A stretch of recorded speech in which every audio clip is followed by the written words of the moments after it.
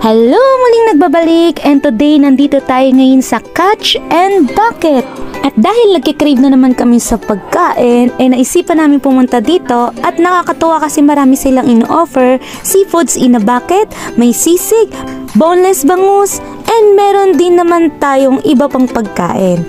And syempre, isa-celebrate nga pala namin ang birthday ng ate ko. So guys, let's go! Happy birthday to you, to you, you. Happy birthday to you, you.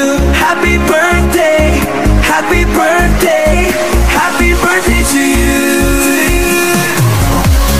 At syempre, mapapasarap ang pagkain kung kami ay magkakamay. Kaya naman, kami ay nag-gloves na.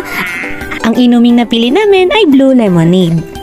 At inumpisahan na ngang kumain ng aking mother at ang aking mga kapatid.